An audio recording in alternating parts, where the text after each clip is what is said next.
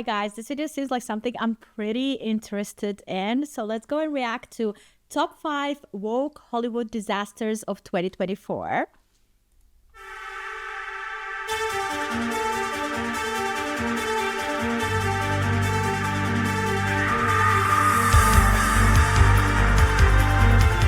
2023 was tough for Tinseltown. It was the year of the flopbuster, the streaming collapse, and the worst time strikes in history, leading to what many called the Great Hollywood Apocalypse, where the only survivors wandering the wasteland are creative bankruptcy, identity politics leftovers, and zombie franchises regurgitating unnecessary prequels, sequels, and spin-offs. Once again, we here at Nerdrotic have put together a team with a special set of needs, and they've done a deep analysis and come up with the top 5 woke Hollywood disasters of 2024. Anal? Wait, what? Number 5, Madam Web.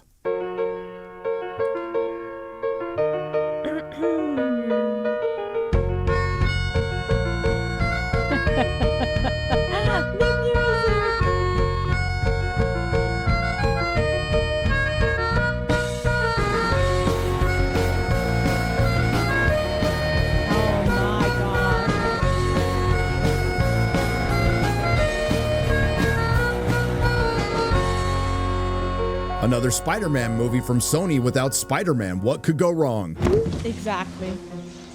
Starting with the casting of Dakota Johnson playing Madam Web, who, in the comics, is a clairvoyant elderly woman who's blind and crippled. The resemblance is uncanny. Now, how do you screw up a movie with Dakota Johnson and Sydney Sweeney? Well, possibly lie. Based on their Instagram post, there's a lot of speculation that they were led to believe that they were in an actual Marvel Studios production. When I got the Madam Web role, I ran into Lizzie Olsen in the hotel lobby and spoke to her about it for a bit. She said she had a great time and seemed very relaxed about it. So that was comforting. Which may explain why Dakota Johnson fired her agent prior to Madam Web's release. But the lies don't end there, because it turns out Madam Web was not only a Spider-Man movie without Spider-Man, it was a superhero movie without superheroes. All the scenes you see Spider-Women costumed are in a vision of the future that takes place in less than a minute. The only one costumed is the villain Ezekiel, whose origin is best described in this unfortunate cutscene of cinematic dialogue. He was in the Amazon with my mom when she was researching spiders right before she died. Wow. Turns out he left Madam Web's mom for dead and now has visions of these spider women killing him in the future, when in truth those visions were of these women killing the Sony Spider-Verse.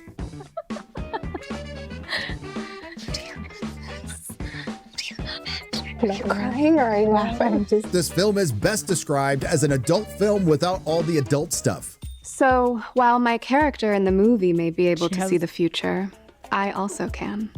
And I know what the future brings. What? I know that when you see Madam Web, you're gonna love it. In fact, I think you're gonna see it twice. Featuring scenes like an older woman kidnapping a group of barely legal girls and then taking them out to the park. You guys, this is so freaky. Who are you? What is going on? Then there's a scene of the older woman abandoning the barely legal girls and leaving them to their own devices. Just stay here and don't do anything dumb. Seriously, don't do dumb things.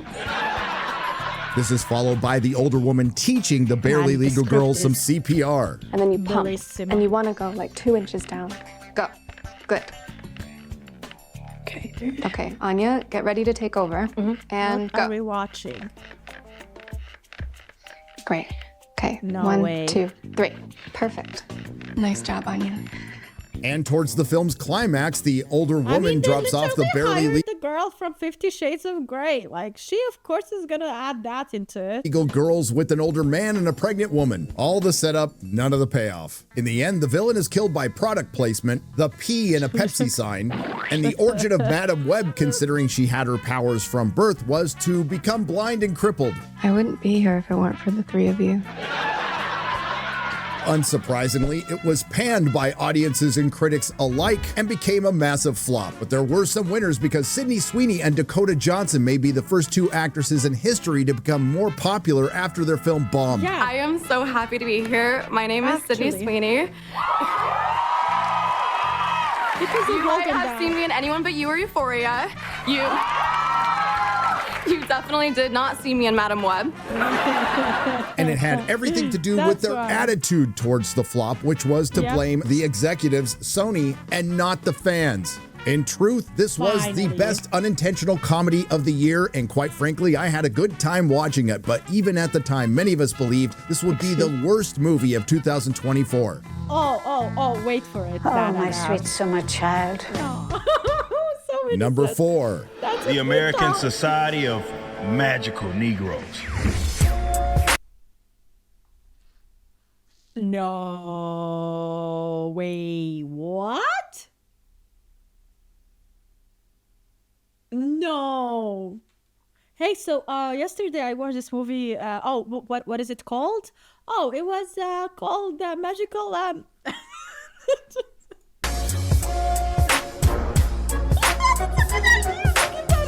That is the title, bro. What the hell? Nope. Even as a joke. Considering the aforementioned problems with Hollywood in 2023, the question has to be asked: did they get the message about the message? Considerable. Smart. After such a disastrous year, would the industry collectively do some deep introspection, maybe lay low for a little while, possibly dial down the whole pissing off half the country thing? Or through their collective massive egos, hubris, and a clinical lack of self-awareness, would they release a potentially deeply divisive film that's guaranteed to piss off the 5s and 10s of people who bother to watch it? Now we know the trope of the Magical Negro has been around for a long time, and if they had adapted the Key and Peele sketch, this would have been fine. Instead, we got one of the worst films of the year, a boring rom-com wrapped in some... Today's Asian time is fine to have that in a title of a movie. Especially if, like, I have to repeat what I watched. bigotry. Yes, this film sets out to fight racism by being racist. The American Society of Magical Negroes is so proud of some of the more egregious scenes they put it in the trailer, which was ratioed into oblivion, and quite frankly, the only thing anyone's going to remember about this movie. The Society of Magical Negroes centers around our non-threatening male... literally added only the reviews of black people mentioning the title. Now, can we see any of those movie reviewers on YouTube actually? Protagonist Aaron, spelled A-R-E-N, who was a failed modern artist, and after he spent his last $3,000 on yarn, he is down and out, and to make things worse, he tried to help a drunk white girl, and for some reason these two guys think this guy is mugging her. He's saved by David Alec Greer and recruited into the American Society of Magical Negroes. As per the film's synopsis, a young, diverse, non-threatening male protagonist gets recruited into a secret society of magical black people who dedicate their lives to making white people's lives easier. Although initially enamored with his new powers, he begins to question the value of using supernatural means to do the very thing he's felt obligated to do his whole life. And why does our young, diverse, non-threatening male protagonist and the American Society of Magical Negroes feel the need to make life more comfortable for people? I think it's best to let the film explain itself. What's the most dangerous animal on the planet? Sharks. White people. Ah, here we go again.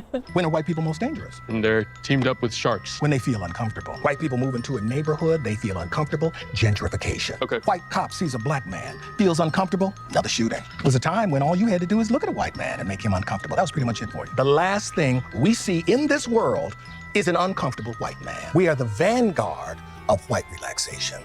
Black knights making sure that they don't take it out on a brother. Because the happier they are, the safer we are.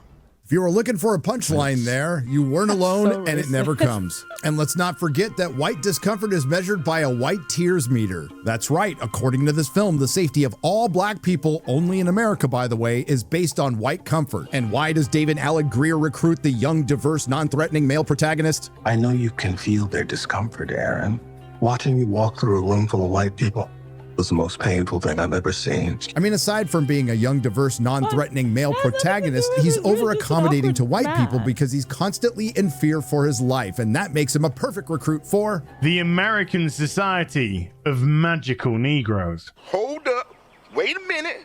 Something ain't right. Which, as the film states multiple times within the first 20 minutes, is a collective of magical black people who are assigned to specific white people, and as far as the origins are concerned of the American Society of Magical Negroes. It comes from a group of slaves who developed this collective magic to make white people feel more calm. Now, I think a better use for it would have been to escape. Anyway, David Alan Grier assigns our young, diverse, non-threatening male protagonist to a mediocre white male who somehow is a threat to all black people in America. So after the first third of this film is essentially racism's greatest hits, it devolves. I completely lost the plot. What is this? Into a Gen Z love triangle rom-com, which made me miss the racism. They're like a couple, you know, in the movies. That's really sweet. What is this? What the f? And the worst part of the film was the message, and I guess I should be specific. Not the message, the film's message. It turns out that the American Society of Magical Negroes is a self-absorbed journey about a young, diverse, non-threatening male protagonist who believes he has spent his life trying to make white people feel comfortable, who got a job where he has to make white people feel comfortable, and then deciding he doesn't want to make white people feel comfortable. And the film ends with the Gen Z identity politics equivalent to the feminist speech in Barbie, except it makes the feminist speech in Barbie sound reasonable. I've been on this planet for 27 years, and I just figured out this week that I deserve to be alive. You going all crazy out on me. The American Society of Magical Negroes. A film by first-time director Colby LeBee is a self-insert working through his personal hang-ups. The animatronic robot from Chuck E. Cheese. What does he look like? Are you sure I'm not an animatronic? I think you look like the rat from Chuck E. Cheese. Chuck E. Cheese. Wow. Chuck E. Cheese, can you sing a song with me? Okay. And for the people out there who don't think this film is racist, let's play a little game. Let's replace white people with Asian people, Latino people, multiple choice demographic. What conceptually could probably be a good film if it was made in 2008 when we could still have comedy turned into something angry, hateful, reductive, sad, and dumb. Oh my God. So racism towards white people and racism, right? It's not possible. You can't be racist towards white people. What are you talking about? The American Society of Magical Negroes was so bad, critics and what few members of the audience who actually watched it hated it. And despite its $15 million budget, it was still a well-deserved flop. Well-deserved, exactly. Number 3, The Acolyte. Movies deserve to be a flop. Oy. One of many. I genuinely think if there was a season 2, it would be better. If they even focused on the villains. That's no moon. Acolyte. It's a space station. It's too big to be a space station. That's a headline. Oh, that's funny. Executive producer Leslie Headland.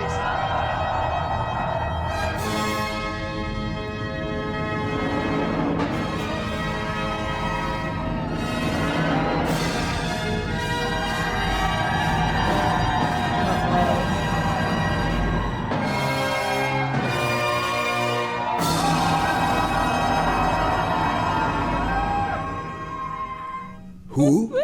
I am the type of Star Wars fan that doesn't even have a favorite movie. So when people are like, what's your favorite Star Wars movie? I'm like, there is no Star Wars movie. There is only Star Wars. Please, Queen Kathleen Kennedy. There is no Star Wars movie. There is only Star Wars.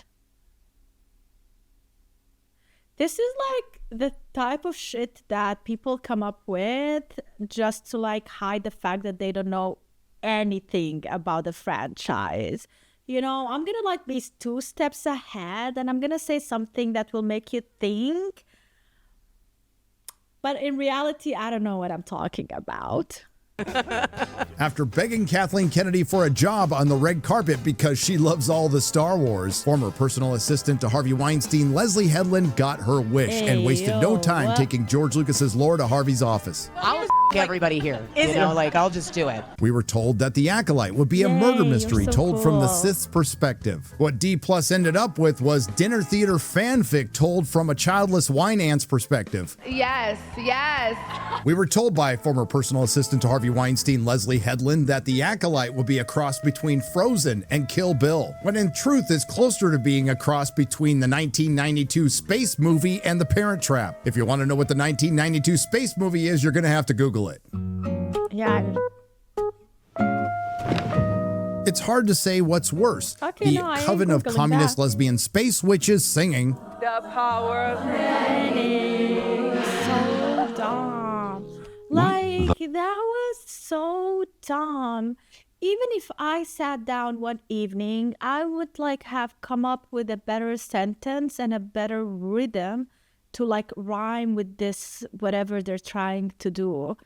Like, visit the church and listen to holy sounds or whatever, and you will have a better, like, you definitely will have a better sounding thing than this. It's crazy how bad it was.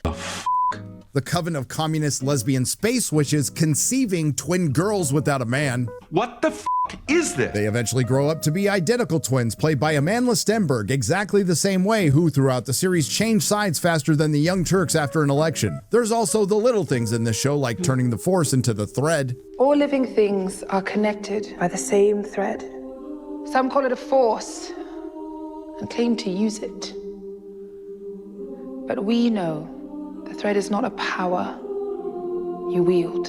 A few moments later. That's it. I'm calling Child Protective Services.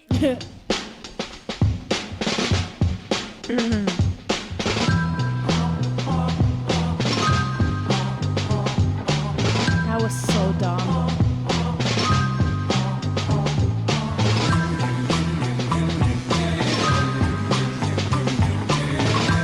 My whole team is dead.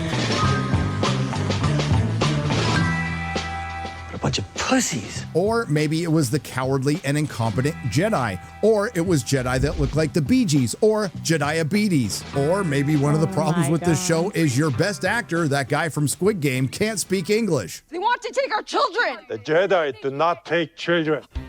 Accompany that with the inappropriate Jedi-Padawan relations. But we also have to consider the possibility that this is one of two shows on our list that are adapted from purely male brands and written specifically for the bane of fandom. Shippers. Because there's a lot of people at Lucasfilm who made a lot of money who thought it was a good decision to have a thirst-trapped Sith villain, Smilo Ren. As he begins to... That's part of the movie. They two together were the best part of the movie. Like, I would ship more of that. Come on. Was I the only one? I'm such a woman sometimes. To untie a belted knot from around his waist, she straightens up for a better look. He begins to undress, revealing a prominent scar on his well-toned back. Dropping his billowy-legged hakama pants, he steps forward with the sunlight accentuating his taut muscles. He wades barefoot into the pool, keeping her predatory gaze on him. Why is everything so sexual with this person, man? Everything is just so sexual. There's a lot of very well-paid people at Disney and Lucasfilm. I don't think there is anything wrong with things being sexual or love, actual love, like romance. I think like good and bad and then having romance, it's such a part of Star Wars as well. That thought this show was a good idea. Well, for starters, it turns out it wasn't a good idea to give former personal assistant to Harvey Weinstein, Leslie Headland, $230 million to make a Disney Star Wars show. You just have to have the confidence to walk in there and pretend like you know how to do it. I'm telling you guys like the truth. Like that's how I made my first film, was that I was like, I know what's going on. I didn't at all. And I think it shows in the movie. It also turns out not to be the best of plans to attack the fans prior to the show's release.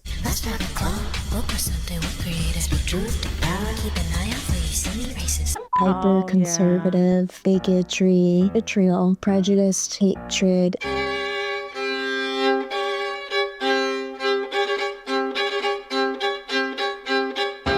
I'm going out on a limb here, but I don't think it was the best of strategies for the show's star, Amandla Stenberg, to record a diss track attacking Star Wars fans. But the worst move of all was actually releasing the show, and then the world could see the one thing they were honest about. The Acolyte was indeed the gayest Star Wars, and the living embodiment of the South Park meme. Put a chick in it, make her gay! And coincidentally, it became the most memed television show in recent memory. Every trailer was ratioed into oblivion, it was content gold on X Twitter, and it launched 1,000 content creator careers. And aside from being adored by the corporate legacy critics and the shills, it was panned by absolutely everyone else, including but not limited to having the lowest audience scores on multiple platforms of any Star Wars project in its history, and having the lowest ratings of any Disney Star Wars project on D+. But then the unthinkable happened. I felt a great disturbance in the Force, as if 5s and 10s of Acolyte fans suddenly cried out in terror and were suddenly silenced. I fear something terrible has happened. And it did. The Acolyte was canceled. It certainly had its fans. Unfortunately, it wasn't enough. And as predicted, the Acolyte became the Marvels for Star Wars, the undeniable truth. And it became a cultural moment because that's when the world realized the fans were always right. And Disney, with their willing and able comrades in the corporate legacy media, didn't just lose their integrity. No, they found out they never had it. When they stop blaming the fans, you might be asking yourself right now, what could possibly be worse than The Acolyte? And that will be a good question. Well, it turns out there's another show with a lot in common with it. Questionable showrunners with questionable talent and questionable connections, preemptive attacks on the fans and the press, embarrassing promotional interviews, flying out shills to meet the showrunners who of course followed that up with glowing reviews, massive ratios, abysmal audience scores, and losing most of the audience that you had left by the end of the season. The only difference being, and I can't believe I'm saying this, Disney was smart enough to cancel it. This brings us to the next show on our list, which according to Games Radar is the best of 2025 and number 4 on Empire Magazine's list, and it's a not so solid number 2 on ours, The Rings of Power Season 2. What you are witnessing is real. The participants are not actors. They are actual litigants with a case pending in a Numenor municipal court. Both parties have agreed to dismiss their court cases and have their dispute settled here, in our forum, the People's Court.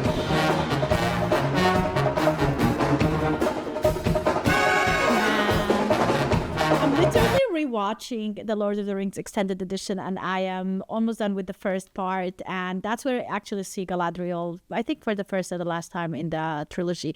But oh my god, what a difference when you compare that Galadriel with this one. It's insane. It's as if the people who actually hired the actress and made the whole script about her and around her never watched the actual Lord of the Rings and never saw Galadriel in it. It's crazy. Two different people. Just two blonde people. That's the only thing that I have in common, being blonde. Jesus. Under most circumstances, a show that cost $58 million an episode that lost 63% of its audience throughout its first season will be canceled. But when your show's the giant vanity project of a megalomaniac billionaire who's the closest thing to Dr. Evil we have in this world, that has enough spare change around to spend $42 million on a massive clock that ticks just once a year in the Sierra Diablo Mountains of Texas, that's totally not a cover for a secret base, and flies around in rockets that look like a... Wang! Pay attention. I was distracted by that enormous flying... Johnson. Yes, sir. So of course the show was safe, but did Amazon learn from their mistakes and listen to the fans that they called patently evil? But a lot of it, I have to say, at the end of the day, we just got to tune it out. There's nothing anyone can say about the show that one of us hasn't already said, oh, this didn't turn out, oh, that was supposed to be better, oh, that didn't work. But you did it anyway. To be fair, after some quiet reflection, Amazon did identify the one single problem they had with season 1, all the male directors. I'm so happy the season has been directed by women. It gives a different perspective, I would say, the feminine gaze. That's what I meant to ask you. How different is the feminine gaze? The fact that 3 women get trusted with this huge budget, I always say, why not? Why wouldn't we be able to, right? Absolutely. We might have a female president soon, so...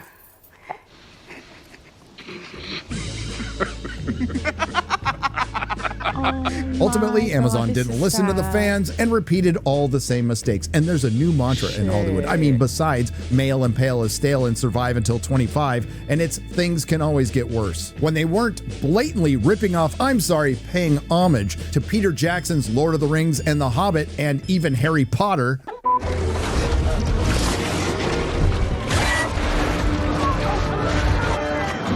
What was that? There are nameless things in the deep places of this world. There are older and fouler things than orcs in the deep places of the world. He's never mentioned you. A wizard does not find his staff. It finds him. The wand chooses the wizard, Mr. Potter. Corporate needs you to find the differences between this picture and this picture. They're the same picture. Amazon, out of one side of their mouth, promised that season 2 would be more canonical and honor Tolkien's lore, when in truth, they were buggering it some more. I must have missed the part in the appendices where Gandalf showed up in the Eastern lands 1,000 years too early, wandering around with female Sam and female Frodo, just so we could spend 2 seasons revealing his name in the lamest way possible. When in doubt, always follow your nose. Bitch, please.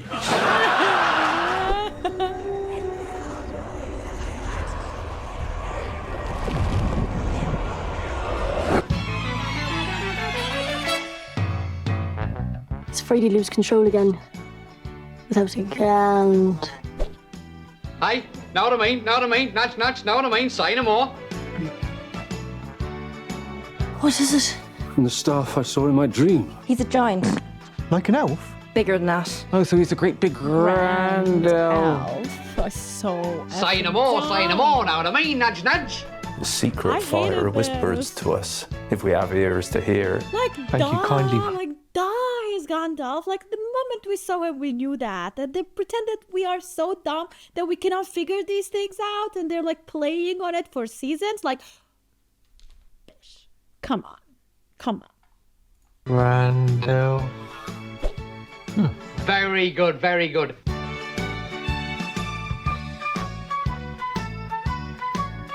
Gandalf. Great, it's about f***ing time. And it's astounding that everyone on Earth who actually read Lord of the Rings completely missed the point with orcs. Instead of being the embodiment of evil, apparently the professor intended for the orcs to be an oppressed class of victims who just want a safe place to raise their kids, be evil, and practice a corrupted form of life in peace. Ever. We are safe here. We have a home. A family. Must we go to war again? There are some dangers in this world about which it is a father's burden to know, and a son's burden to trust him. Trust me, my son, when I tell you that we will never truly be safe. As you will it, Lord Father. What is this, man? What is this? Oh my God. It's terrible. And I watched it. I finished the whole season somehow. The baby and the mother were out. The music. What the Now, I'm no Tolkien scholar, but I can't say I recall Elrond making out with his future mother-in-law, Galadriel. Yeah, I love you. Just the way you are. Brother, I mean, they did do this just to, for him to, or for her to give him. I remember who was saving who here, but this was a pretend kiss in order to give this weapon thing. That's what I remember. Brother, what's that? But the worst crime against Tolkien is yet to come. The bane of all good storytelling, pop culture, entertainment, and fandom. Shipping. No! They shipped vaguely diverse female, whose name I can't be bothered to remember, with Isildur. They shipped Buckwheat and female Sam, Elendil and Miriel, Elrond and Galadriel. And while it's technically not shipping, Tom Bombadil was definitely grooming Gandalf. Clean your hands, wash your face, and come join me by the fire. Might you teach me how to wield a staff? Oh my. It's yours to wield already. This sounds very gay. So many of us in the LGBT community see ourselves in Tolkien's writings. Any chance we'll see ourselves on the show? Maybe you have already.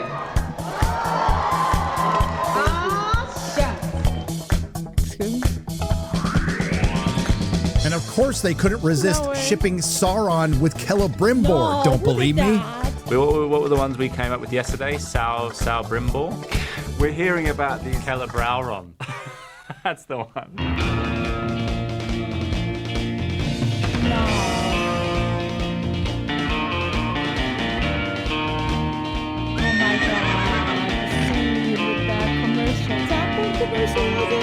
But the single most vile and subversive thing you can do to the professor's work is take the embodiment of femininity, Galadriel, who Amazon managed to turn into Guy Ladriel, the insufferable girl boss, who, when she's not treating with orcs, she's slaying them, and shipping her with the embodiment of evil, Sauron.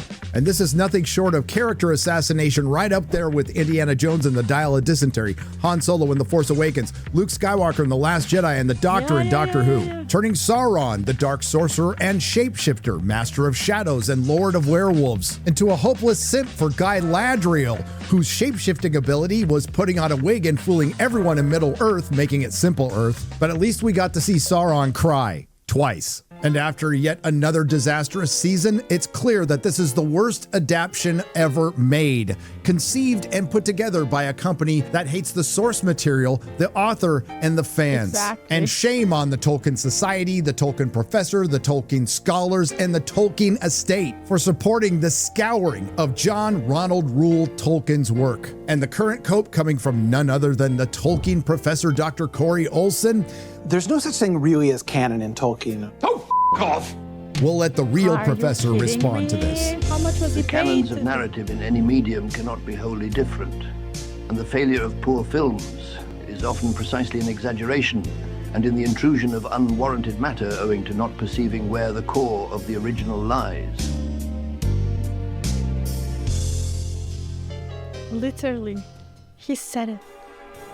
Oh my God, and it's not number one? Before we get to number one, here are some worthy dishonorable mentions. Let's go. For the 5th time, somebody thought it was a good idea to try to make The Crow again, except this time it's with a slightly less gay Machine Gun Kelly as John Wick. And to everyone's utter unsurprise, the film flopped. Repeat after me, there is only one Crow film, and it stars the late, great Brandon Lee. Argyle. It's become pretty clear that Henry Cavill has become the prime bait in the bait and switch. After The Witcher and Enola Holmes, this might be the worst case. What moviegoers thought they were going to was a Henry Cavill spy thriller helmed by the director of Layer Cake and Kingsman, Matthew Vaughn. What they ended up with is fanfic featuring a plus-size middle-aged woman fighting the bad guys ice skating on oil. And the only good thing possibly that can come from this massive flop is Henry Cavill finally decides to fire his agent. Our next one is a show you might not have heard much about, Echo, a Disney Plus series featuring a Native American deaf amputee superhero. And while it passed every DEI and ESG score with flying rainbow colors, unfortunately the show wasn't good. Despite having some reservations, Marvel went ahead with their big gamble and released Echo all at once, possibly in hopes to give those ratings a leg up, or in hopes that people will forget about it sooner. Proving that Disney Marvel might not be completely off the reservation, that strategy worked, and since Echo's release, the silence has been deafening. Borderlands. Really? What gamer doesn't want to see two of their favorite characters portrayed by elderly women? Oh my God. Agatha all along. After the massive hit that was Deadpool and Wolverine, Disney Marvel decided to take a page out of Disney's Star Wars book and snatch defeat out of the jaws of victory. Apparently, it wasn't enough for Disney to have one show about a coven of musical lesbian witches that's the gayest Star Wars ever. They required another subsidiary to make a show about musical lesbian witches that's the gayest Marvel ever. Coming off as a bad attempt to make Marvel Glee and Wicked, with the following success of Wicked, one thing became clear. Nobody wants Marvel to be Glee or Wicked. Yep. They can be Glee and Wicked. You don't have to be. What's number one? Can I guess it? Yeah, okay, now I know. It's the Joker, you guys, because nobody expected it to be a musical and to be that bad of a movie with a really bad ending. But the cinematography was good. It shits on the first movie. Like, the first movie doesn't exist anymore. N'importe qui, ce fut toi, je t'ai dit n'importe quoi. Il suffisait de te parler pour t'apprivoiser. Oh, Champs-Élysées. Oh, Champs-Élysées. Au soleil, sous la pluie, à midi ou à minuit, il y a tout ce que vous voulez aux Champs-Élysées. A movie that will and can Number stand the one, test Joker, of time. Folie à Deux. Well, you've seen it. Do. Did everything you expected? Tell them how you feel, Joaquin. Prior to its release in 2019, the Academy Award-winning billion-dollar box office smash Joker was generally perceived as another soulless corporate cash grab peripheral Batman project that no one asked for, featuring the origin story of a villain who's never had one or needed one. And despite the corporate legacy media trying to push the narrative that this film would lead to incel violence, instead of putting a shadow over the Joker, it helped propel it into the stratosphere. Laughing all the way to the box office, Joker raked in a record-breaking $93.5 million domestically, $234 million worldwide in its opening weekend. This means Joker is the biggest October film launch of all time. Sure, it was essentially a Taxi Driver and the King of Comedy mashup with the Joker label that just so happened to work in every single way. That really rare good. moment where Hollywood captured lightning in a bottle. A compelling, grim, and intense character study featuring an unreliable narrator, Arthur Fleck, played brilliantly by Joaquin Phoenix, slowly descending into madness, leading to an ending that's both satisfying and open. A film that was meant to be debated until the end of time. And then money Or until comes in. Warner Brothers, America's dumbest company, decides to back up a couple of Brinks trucks full of money to an actor and a director who didn't want to do the sequel in the first place. Are we going to see you do another one with Batman and Joker? Definitely not, no. Why not? Why wouldn't you want to take it to the next level? Because we like this as a standalone thing, as its own thing. It should have been Add to like that, casting a And this is the problem, like, the money bought this and trashed on the first movie, because now I cannot watch the first movie without comparing it and associating it with the second movie. That completely destroyed it for me. You know, like, if you have seen it, you know the ending, you know what happened, and you know that it discredits everything that happened in the first movie. So you took something that you did so well and such an artistic piece, and then you just sold it, basically, for money. Like, that's it. It's just Pop star cash Lady grab. Gaga and announcing the sequel's going to be a musical,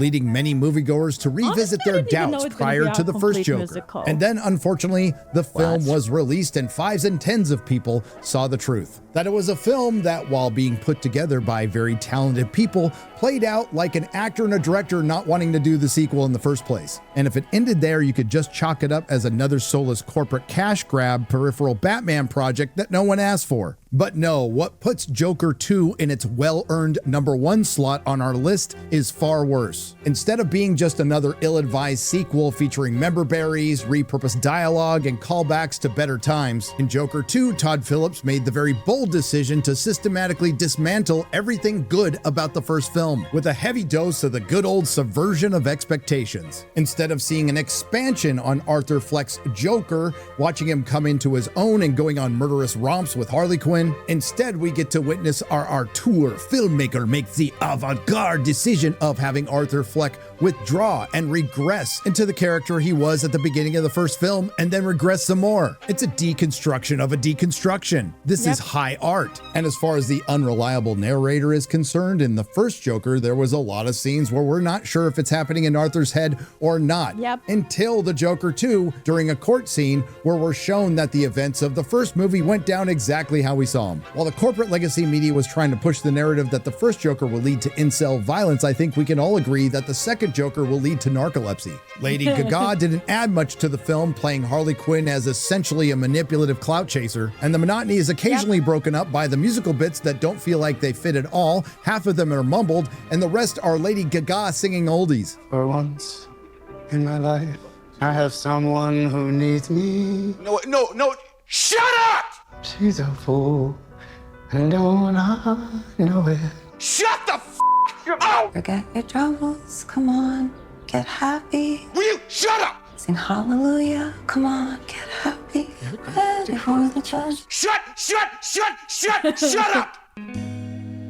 Shut up! That wasn't good! But the final insult comes when Arthur Fleck is killed by the Joker and dies sad and alone. And we find out that the joke was on us because we weren't watching a Joker movie. The corporate Hollywood equivalent to clickbait. Fives and tens of people will cry that discredits the whole Joker, the villain, I mean. Like, basically he just stole the Joker idea, calling him a clown, and then becoming the Joker. Like, you weren't even creative enough to make up your own villainous story. Like, it discredits Joker, you know what I mean? Joker 2 is misunderstood and will be considered a masterpiece in 20 years. If we go along with that line of thinking, we have to believe some of the excuses provided as to why Joker 2 flopped. Theaters played too many commercials prior to the film, it was the toxic fans' fault, or my personal favorite, the audience is too stupid. Or the media literacy crowd might want to consider this one possibility that the audience was smart enough to pick up what Todd Phillips was putting down. I was in Joker 2, which just came out. It's the worst film that has ever been made. So bad. It's actually not so bad. It's the worst film ever made. This was one of the top disasters that has ever been. Like, I'm part of something that's kind of cool. It's really cool, actually. It's one of the greatest failures of anyone in entertainment at any time. And after a decade of Hollywood demonizing half the country, when a film comes out and quite literally tells them to f*** off, they did. So you can go with the media literate, cinephile, speculative fiction, or you can go with reality. For starters, Todd Phillips has managed to make a sequel of one of 2 hits DC has had in the last 5 years and turned it into their 6th bomb in a row. While the first Joker grossed over $1 billion globally without China. Joker 2, which was released in China, grossed just over $200 million worldwide. Just a slight difference of $857 million. While the first Joker's budget was $55 million, the second was $200 million, which coincidentally is exactly how much money Joker 2 lost.